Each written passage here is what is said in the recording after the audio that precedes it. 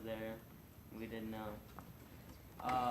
So my solution would be the drum majors called the band's move earlier. Um, Band members can make sure they're ready to practice by 6, which means like already have all their stuff and walk faster and everything. And the drum majors can double check on where the band has to go. Okay, cool. Yeah, and reading through yours, it actually made me think of not this past rehearsal, but I think it was one of the new marcher rehearsals, where we had gone out there and Jared was like, "Oh, we need to make sure we're starting right at 6," and it was the one where he kind of threw you guys under the bus a little bit, and I actually talked to him about that. He was like, "Yeah." So, but yeah. So I mean, it's basically it's not it's not anyone's really it's not really anyone's fault, but there are a bunch of things that we can do and we can look at to try to make that make sure that starting at 6 is 6 right at 6 actually happens. Because as Mr. J has said, the whole timeliness thing has historically been something that as a band we struggle with. Both on the front end and then also on the back end, as far as ending on time and that kind of thing. So anything that we can do to improve that timeliness, that's good. And I really like the cool thing I think about your thing here is that it looked at when we analyze and come up with ways to fix the problem. It's not always just things that we ourselves can do. So there are other things that that maybe it's we have to look at other areas where we can involve other people in that solution as well. Which I think is good. So it's important to not always just, I guess, restrict yourselves to things that you can do, but also to think about things that you can ask other people to do and other ways to help out. So good. So I mean, we will keep an eye on this. Obviously, we can see what happens tonight and on Wednesday and see if some of these things, if we actually implement these things, if they're actually working. So cool. So Chloe, things Okay. for yours. My problem was that members of my section weren't bringing their music to rehearsal, and I decided that maybe that was because they were just forgetting it, or maybe they had something after school and they didn't bring it beforehand, so they didn't have it with them, or maybe they had stuff after school and didn't have time to get it, or maybe they were remembering to bring it but then leaving it in someone's car when they were getting here. And I decided that I was gonna text my section beforehand to see if that would maybe help everyone, and I did text my section today to remind them to bring everything to rehearsal. And then if it is an issue still, then I'm gonna talk to them and see why they're not bringing their stuff, and then I'm gonna always have all my materials and all my stuff to set an example for my section. And like I said, I texted my section before, and then I guess if it's still a problem, I'll do the other ones, and yeah. Okay, cool. And this is, I mean, and I think there were a couple other people that talked about, people not remembering stuff for rehearsal, whether it's music or I think Sydney's was water bottles and that kind of thing. But remembering what you need for rehearsal, that's always going to be an issue. I mean, and we know that just sometimes kids are forgetful. Sometimes they, a lot of kids don't go home between school and rehearsal. So if they forget their stuff at home that morning, and this will be more be an issue, I guess, because school's going to be out this week, but next year during the fall, right? So there are a lot of kids that once they come to school, they don't go home until the end of marching band. So if they forgot their stuff at home, there's not really any way that they can get it, right? So I think a lot of these are great, and hopefully, this helps now. And if we get to a point where they establish the habit of always bringing their stuff, then hopefully it won't be as much of an issue when the fall rolls around. But then I guess the flip side of that is also remember that and you guys have been around long enough, that when school starts in September, it changes a lot of things as far as people's attitudes and people's how we go about rehearsal and the things that happen.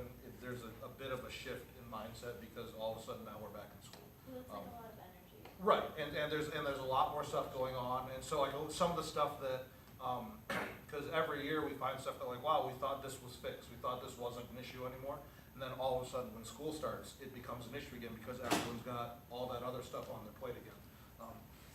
so kind of file that away in the back of your mind, so that when we, you know, when we have these meetings in September, and all these problems that we had talked about already have are cropping up again, that we remember, one, why that is, and then, but two, also remember some of the you know, the things that we've talked about and solutions that we pose, because we might need them, even if we fix them during the summer, we might need them again in the fall, so.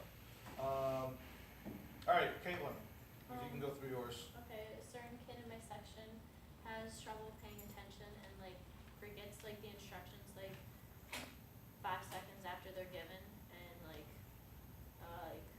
just loses focus. And I know for it's a personal problem, but I like to think of like another like maybe he just doesn't care enough, which I know like isn't true. He does care, but I just had to think of something else. Right, sure.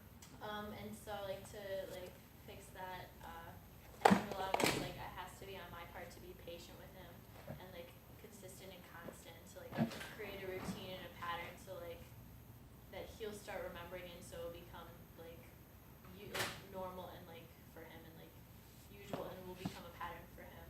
And then do this like not just at like this rehearsal but like over like the whole entire season to create like a routine hopefully. So like in following years it'll be like the same thing.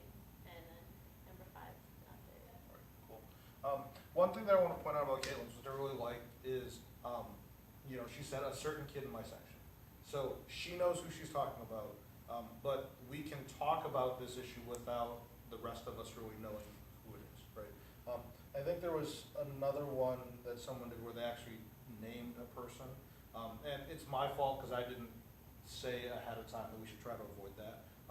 But for everything that we post up on, like in here, whether it's in a discussion or an assignment, we should try to not like name names, if you will, because it's, you know, it's kind of like talking about someone behind their back, so we want to try to avoid that.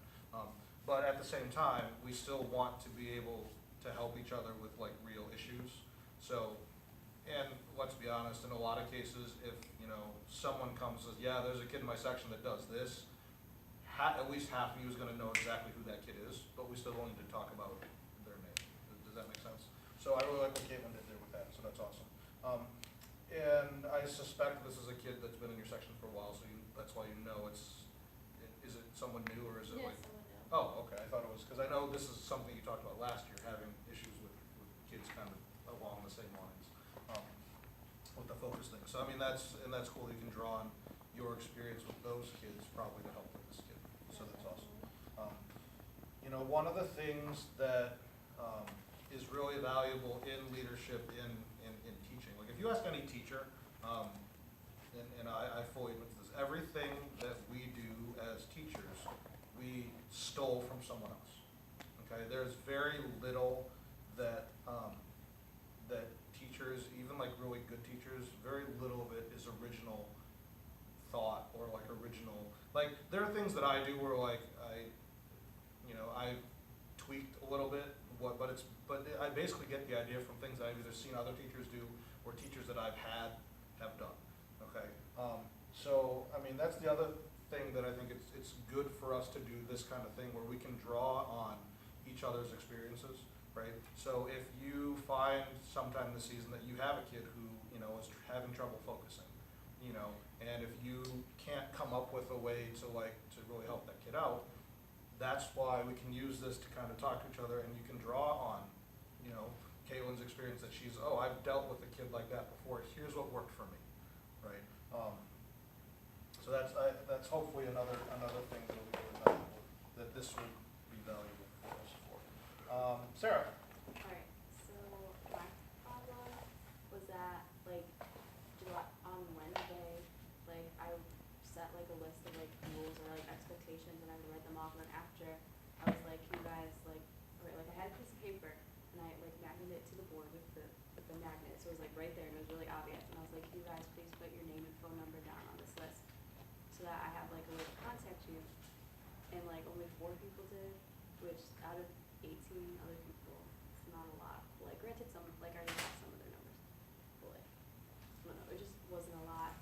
And so like maybe they forgot, even though like I reminded them before they all left. So like maybe they don't have access to a phone or Facebook or like something that I can contact them with, or like maybe they just weren't listening.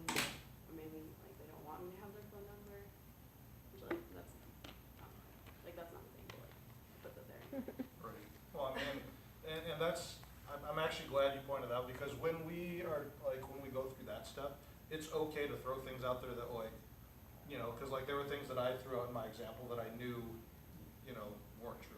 Or like some, like, you know, like Caitlin put in, well, maybe this kid doesn't care, but like, well, I know he cares. Or, so it's like, it's okay, because the thing is if you discount all of those things and you don't go through them in your mind, there's a possibility that you might be missing something, right? So, you know, what I like to think of is like with that, go ahead and throw out all the outlandish things, because there's gonna be times where you find that thing that you're like, oh yeah, that's not true, where it's like, well, that actually was true, right? Not saying in this case that there are people that don't want you to have their phone number, but I'm just saying, don't, I mean, but so don't discount or don't dismiss out of hand things that might at first seem kind of ridiculous. Does that make sense? Because it might lead you to miss something. Okay. Sorry, continue. Alright, and so I said like make them all do 5 jumping jacks per phone number that I don't have. But I think I only had like, there's only 6 of them that I didn't have, so it's like 30. Cause like I originally did the math wrong, and it was like 12 of them, but then I redid it in time. But then That's, how do you get, never mind. okay, no, because I was counting the people whose numbers that I did have and not didn't. So it was like 12 people who I did have. Okay. But yeah, and me. That still doesn't add up. Well, no, Wait a because I minute. didn't, no, it's like, I had 8 of them already.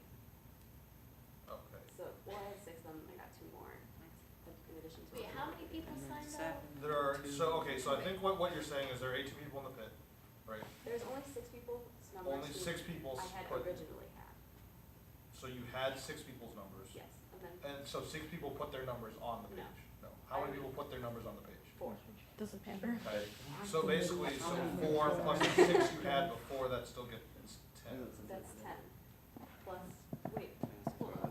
Yeah, that's where, hold on. Right. I'm confusing myself. Oh my God. Okay, so, Okay, so I had 6 people's numbers, right, and then 4 people gave me their numbers. So that's 10. right. Plus 10 I out got of 2 18. more. So 12 out of 18, so you're still missing 6. Is Yeah, that? so that's where the 6 comes. Okay, so, now, one thing that, and this is just, something that like, having done this sort of thing before, so a couple things that I think, might have made it a little bit, difficult for you to get all the numbers. So number one, I don't know if you said this, maybe you did, but I mean, what I usually, like when we do those trips and we ask everyone to like text our phones, we give it our numbers and we say, so I always say, even if you think or know I have your number, still text me, so that I make sure, so what you could have done is, because there are people that, oh, Sarah's got my number, so I don't need to do it. You should have said, hey, even if I have your number, or even if you think I have your number, please make sure you sign it so that I have it here. And what that also does is it doesn't give, because what I'm sure some kids did is like, oh, I'll do it later, but then, the kid next to them never went and did it because maybe that kid next to them, you have their number. So then that was an opportunity for that kid to see that kid go do it and remind them, you know what I'm saying? So if you would have made it blanket statement, okay, everyone, even if I have your number, I need you to go up and sign it, because then that would have, I think, prevented more kids from falling through the cracks. And that's something that, it's generally a good policy whenever you guys are asking, your sections to do something, or when you're ever asking a group of people to do something, even if there are people that probably don't need to do it. So like, with the example of like getting a phone number or contact info, right? There are some people that like, you already have their contact info, get it from them again anyways, okay? Because it's partly a consistency thing, making sure that everyone has to do it. But also it serves as, like I said, it could be a reminder to a kid who maybe would have forgotten, but if they would have seen the 2 kids on either side of them go do it, then maybe it would have jogged their memory or something like that. Yeah. I didn't say that to the whole pit, but I did specifically say it to one person. Right. That I think, like, I don't know if I have your number, so just Right. give it to you. So, I think but yeah, so it's a good, when you're doing stuff like that, just have everyone, because the thing is even if you get their number again, then you've got it again, right? Plus people's, like I've had instances where I thought I had people's contact info, and I was like, oh yeah, don't worry about it, I got it, and then I have the wrong number, or I have an old number, or, so, when it comes to contact info, it always helps. The other thing that I think you can do, when you address it with them tonight, because you said you're gonna have to do the jumping jacks and stuff, but you know, and what I try to do, and I'm not, you know, no one's perfect, and I am the first to admit that I'm not very good at this when, like, there's a time crunch or a stress crunch, but like, what I try to do, especially with my younger kids, like middle school and elementary school kids, is when I do something in class and I say, hey, you guys, like, you screwed this up, and it's not like music stuff, but it's like, you know, like for instance, when we're just in concert etiquette, right? Instead of just saying, hey, you guys, you shouldn't talk during a concert, you know, I take the time to explain to them why it's a big deal that they need to behave during a concert, right? So in a leadership position, you know, it's really when you can, and there are times that we, like in the past, where it's either not practical or you don't have the time to explain to the people that you're trying to get them to do something why you're asking them to do something. But I think in this case, you'd say, hey, you guys, I need your contact info so that I can make sure that I can get a hold of you if we need to have sectionals, or if we're having, you know, fun get-together events, or I just need to be able to contact you if there's, you know, so explain to them why. And the thing is I think if they all take the time to think through why you're asking for their contact info, they know that, right? They understand why you're asking, but a lot of times, especially when you're dealing with teenagers, is they don't always think all the way through, right? So, so I always like to try to do that. Again, you know, like, so like, for instance, when a couple of years ago, when we were having the issues with whether we would stay in uniform after we performed at competitions, right? And we bring this up in the leadership meetings all the time because it was always a big issue. But, you know, so when a lot of times, like, even when we sat in those student leader meetings, there were kids like, no, we should be able to get out of uniform because it's uncomfortable, and blah, blah, blah. And it's like, well, we get that, but then when we took the time to explain to them from an organizational standpoint, from a band standpoint, this is what it looks like to other people, right? This is how it makes our organization look to all these other bands. We're supposed to be, you know, best of the best and all that, and then we're sitting here in the stands in our hoodies and blankets and laying on top of each other during awards, you know? And it's like, yes, our band members are more comfortable that way, but how does this affect our perception by other people, right? And, you know, most people, when we did that, they were like, okay, I might not like it, but I get where you're coming from, you know. And then there were still people who were so, I don't want to say like self-centered, but they're like, well, that doesn't matter because I'd be uncomfortable. And it's like, so, but so if you're able to explain the reasoning and take the time to do that, I think it's always good. Again, it's not always practical. It's not always, you're not always able to, right? You know, if someone's walking in the middle of the street and there's a car coming and you say, you know, hey, I really think you should get out of the street because you're about to get hit by the time you go through all that, it's like they get hit by the car, right? So it's like, in that case, if there's a car coming up behind someone and you run up and you push them out of the way, right? Like, what did you do that for? It's like, dude, car, right? So there are times where you need to take action, and then maybe you can explain afterwards, or you just, sometimes there's not time to be thorough about things, if that makes sense. So it is a judgment call sometimes, but cool. So yeah, so you know, let us know how that goes. Maya's not here. She is with the guard doing rifle stuff. Grace. Okay, so my problem was similar to Chloe's, and this actually happened last Monday. John, our tech, put a lot of exercises out on the page for us, and he told us the previous Wednesday that he was going to do that. He put them on the page, put a reminder on, we have a Facebook page, put a reminder on the Facebook page, and then I put another reminder on the Facebook page, and then on Monday when we got to rehearsal, there was still like 4 people that didn't have it. So that was like a little frustrating, and so step 2 was analyze the problem. Okay, so basically when I thought about it, I was like, okay, so why are these kids not doing it? One, they could forgot, which is generally, because like I've been in situations where I forgot to print out my music. It's like a regular thing. Well, it shouldn't be, but it is. And so I was like, okay, thinking back to when I've done that, what was the reason for me? And generally it's you forgot. And some kids are legitimate, like I don't have a printer, I don't have access to a printer. So that's another reason. For me, mostly it's like forgetting, and like you see when like you get a notification about it, you're like doing something where you're not even close to a printer and you're like, I'll do it later, and then you never do it later. So those were like reasons that I thought, and so 3 for like implementing it, or 3 and 4 are kind of like the same thing, aren't they? Yeah, so like I was like implementing it, and basically I just for the 4 people that didn't do it, I like made like verbal communication with them, like on like that Wednesday I was like, don't forget at band tonight you need to have your music printed out, and then I also told the whole line on Monday night that if they don't have a printer, then they can talk to me and I can print it, or you can just come to the school or like the public library if you want to do that. There's printers there.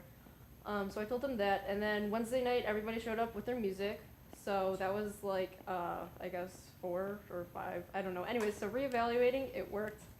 So Cool. we're golden. Yeah, so 5 is did it work, and yeah, so that's good.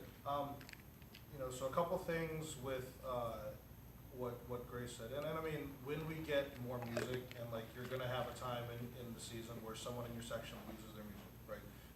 And then we always give you guys the first one for free, but then after that, it's, if you lose it, you have to print it out yourself, right? As far as wins. Percussion, I know, is different, because, but, there are kids who don't have access to a printer. There are kids that, the forgetfulness thing, that's something that they have to work on, and you can help them work on. But access to a printer and being able to print the stuff out is an issue for some kids. My biggest thing whenever I have, and I'll say, in class, if there's, I need you to do this, if you're gonna have problems doing this because you don't have access to equipment or anything like that, then you need to come talk to me. Okay, so I think it's awesome that Grace was like, hey, if you don't have a printer, come talk to me, let me know. And the thing is I have no problem with helping out a kid that comes and asks for help and says, hey, I don't have a printer, can you help me print this? By all means, sure, right? But don't show up and say, well, why don't you have your music? Well, I don't have a printer. It's like, well, I could have printed it for you. If you, well, can you print it now? It's like, do you see how it's different, right? So if they take the step, I am a huge proponent of, I am more than willing to bend over backwards and help you if you ask for help, right? Because in my mind, when a kid asks you for help, that means that at least it's on their mind, right? They're acknowledging that they need the help, and then when they come to you then, like there will be kids, in class who like, I can tell they can't play something. I can tell they need help with something, right? But I, and maybe this is just me, and this might be a terrible thing that I do, but I will not go out of my way to help them unless they figure out that they need help, and then they come and ask for help. Does that make sense?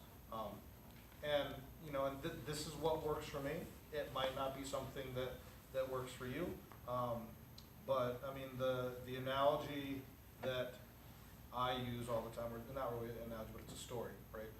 So how many of you have like, either in elementary school or something, you raised like caterpillars, and you had them in your classroom, and the caterpillars ate food, and then they spun the chrysalises, right?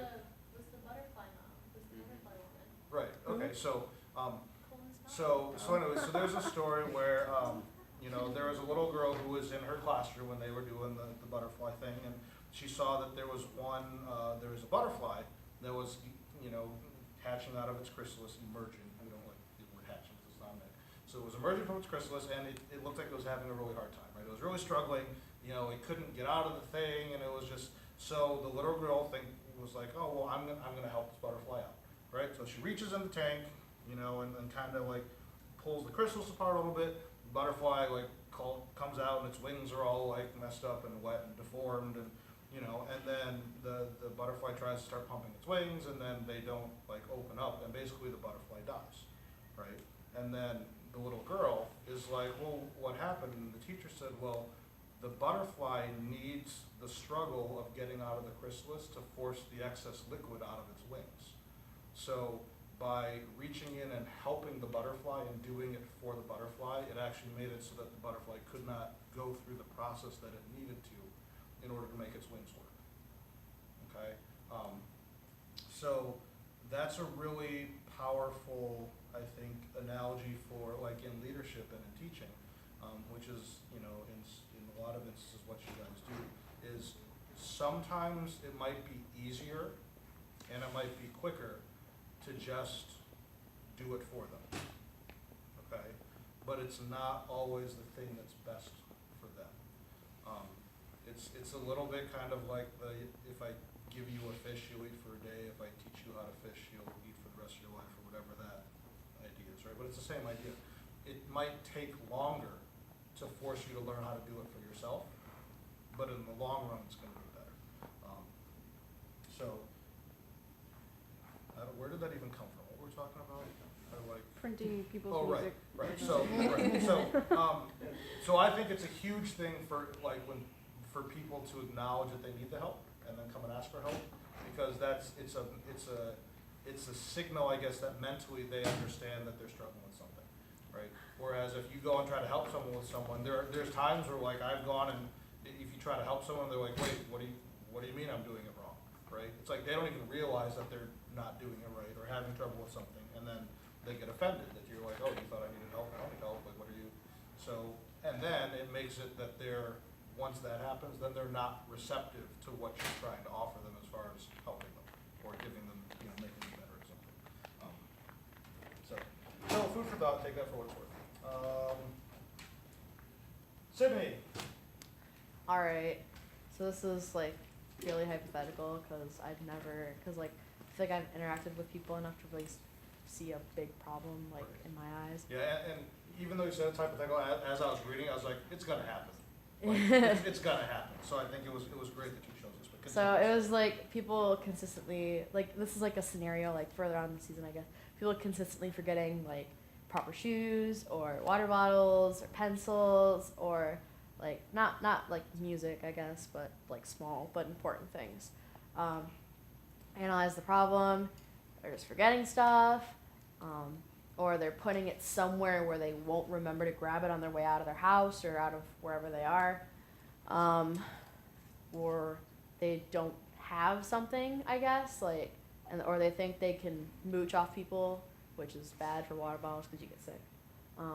So then creating solution was like text people and tell them, hey, have all your stuff, don't forget this.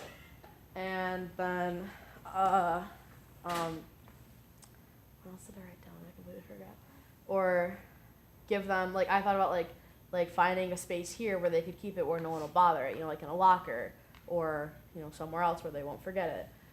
But if they need to take it home, then and then implementing was text messaging.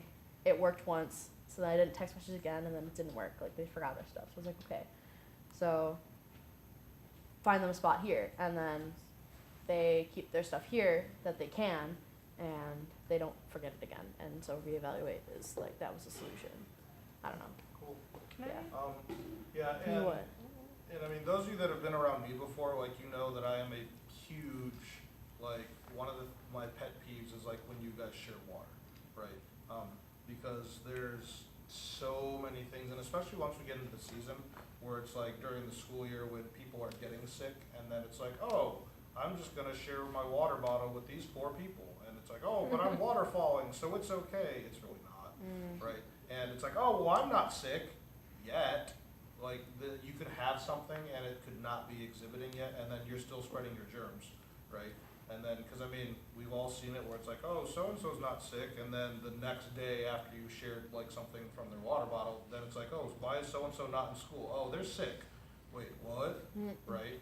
So I mean, that's, so I mean, and at Interlochen, it's a huge thing, right? And you would think that early on in the season, everyone should have their stuff, but that's a huge thing because, oh, I forgot it down in the cabins. I don't want to run back. Can I just have some of your water?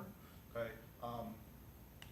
So, I mean, that is something that I think we all have seen before. We all know it happens. We should really work on trying to make sure it doesn't happen. Can I?